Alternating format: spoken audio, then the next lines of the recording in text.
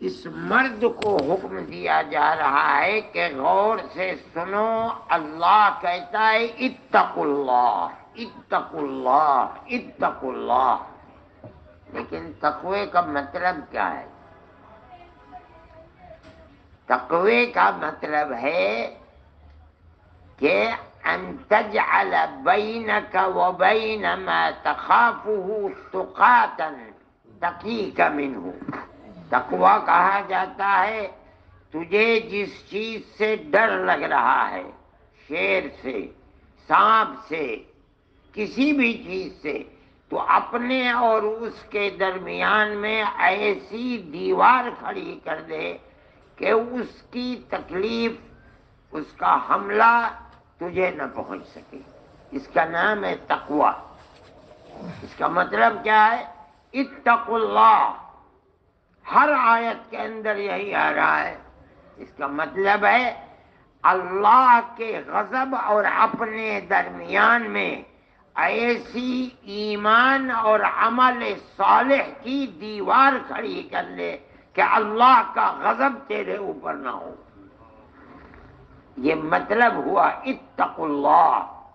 اللہ سے تقوی کو اپناؤ۔ کیا مطلب؟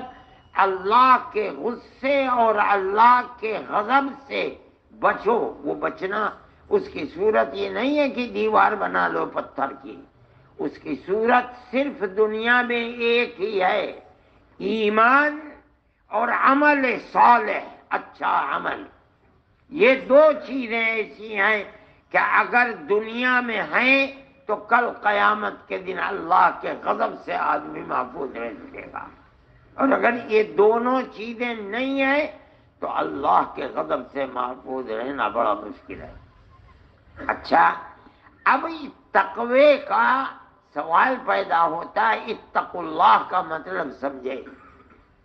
ہر وہ کام جس سے اللہ کا غضب اترتا ہے، جس سے اللہ کا غصہ ہوتا ہے، مومن کو اتقوا اللہ کہہ کے فرمایا جا رہا ہے اپنے آپ کو اس سے بچا، ساودھان رہے، ہر وقت سوچ، قدم بڑھا رہا ہے تو سوچ کہ کہیں تقوی کے خلاف تو نہیں ہے، آنکھ اٹھا رہا ہے تب سوچ کہیں اللہ کے غضب کا سبب تو نہیں بن جائے گا، کان لگا رہا ہے تب سوچ، زبان کھول رہا ہے تب سوچ۔ مگر خاص تعلق تقوی کا نکاح سے کیا ہے؟ یہ سوچنے کی چیز ہے۔ مگر اللہ نے قرآن میں اور جناب رسول اللہ صلی اللہ علیہ وسلم نے حدیث کے اندر جو مومن کی ہدایت کا راستہ ہو سکتا تھا، کسی راستے کو خالی نہیں چھوڑا ہے۔ اب دیکھیے تقوی نکاح میں کہاں آ کر کے رکھتا ہے۔ متقی لوگوں کی بہت صفات ہیں، متقی ایسا ہونا چاہیے، ایسا ہونا چاہیے، ایسا، لیکن قرآن میں ایک جگہ فرمایا ہے اعدت للمتقین۔ اللہ فرماتا ہے جنت متقیوں کے لیے بنائی گئی ہے۔ جو دنیا میں تقوی کی زندگی گزاریں گے، ہم نے آخرت کے اندر جنت انہی لوگوں کے لیے بنائی ہے۔ پھر فرماتے ہیں وہ متقی ہیں کون؟ آخر نبی کریم علیہ السلام سب نبیوں کا سردار ہے، نکاح کی مجلس میں تقوی کی بات کر کیوں رہا ہے؟ اس آیت سے سمجھ میں آتا ہے کوئی راستہ چلتا ایسے ہی تھوڑے ہماری طرح آدمی ہے، تمام انبیاء کا سردار ہے، پورا قرآن اس کے اوپر اللہ نے اتارا ہے، جس کی تفسیر اس نے حدیث کی شکل میں کی ہے، ہزاروں ہزار کتابیں دنیا کے اندر موجود ہیں۔ کیا کہہ رہا ہے؟ متقیوں کے لیے جنت بنائی گئی ہے۔ پھر قرآن کہتا ہے متقی ہیں کون لوگ؟ قرآن کہتا ہے پہلی الذین ينفقون فی السراء والضراء، کم ہوتا ہے تب، مال زیادہ ہوتا ہے تب، جو لوگ اللہ کی رضا کے لیے خرچ کرتے ہیں۔ بیوی کا نان و نفقہ، رہنا سہنا، کھانا پینا، اوڑھنا بچھونا پہننا، جب اس نے کہا میں نے قبول کیا، اپنے سر کے اوپر لے لیا۔ خرچ نہ کرے بیوی کے اوپر، متقی نہیں ہو سکتا۔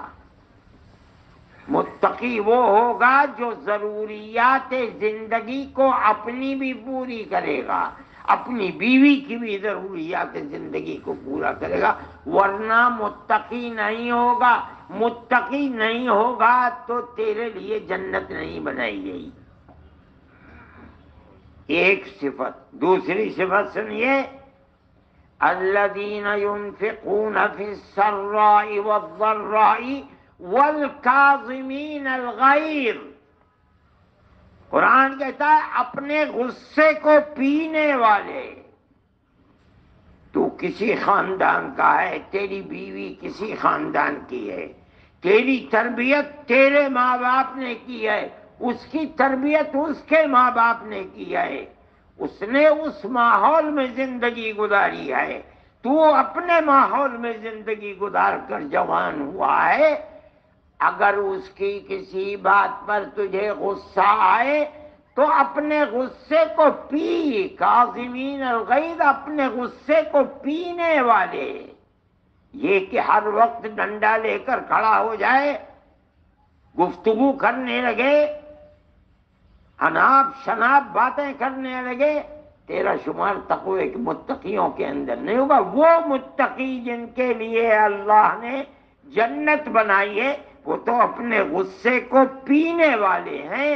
ہو سکتا ہے کہ اس ازدواجی زندگی کے اندر تجھے غصہ آ جائے کسی چیز پر، اپنے غصے کو پی، اپنے غصے کا اظہار بیوی کے اوپر نہ کر۔ پھر دو صفات، تیسری صفت بیان کرتے ہیں، کون ہے؟ فرماتے ہیں والعافین عن الناس۔ اگر بیوی سے کوئی غلطی ہو جائے، عفو درگزر کر، اس لیے کہ متقی اسی کو کہتے ہیں جو عفو درگزر کا معاملہ کرتا ہے دوسروں کے ساتھ۔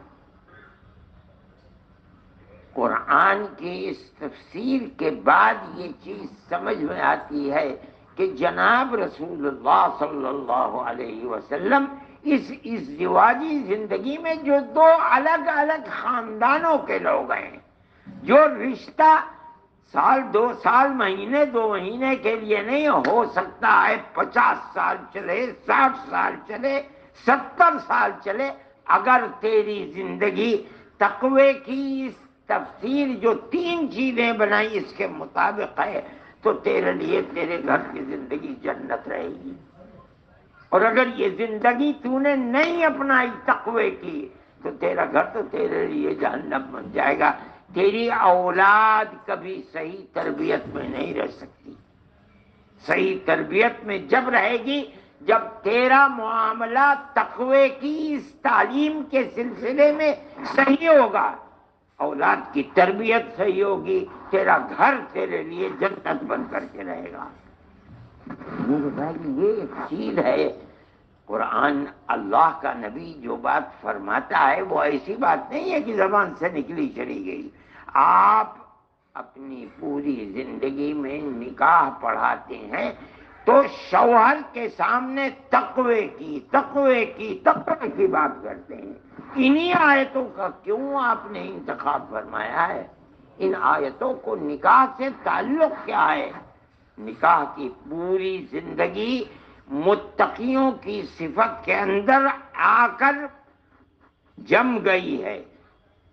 اس زندگی کے ساتھ اگر تقوی کو جوڑ کر کے آدمی یعنی شوہر کا عمل ہوگا اپنی بیوی کے ساتھ تو 2 خاندانوں کی زندگی بہتر زندگی ہوگی، ورنہ بے چینی کے سوا کوئی دوسری چیز نہیں ہوگی۔ اور بچے اور بچیاں جو سبق لیں گی گھر سے، جب دوسرے گھر جائیں گی تو وہی زندگی گزرے گی ان کی۔ اور یہ ایک ایسا نقصان ہوگا جو صرف شوہر اور بیوی تک ہی محدود نہیں ہے، بلکہ بچے جہاں جائیں گے، جن گھروں میں بچیاں جائیں گی، ان کی صحیح تربیت نہ ہونے کی وجہ سے ان کی زندگی بھی صحیح نہیں رہے گی۔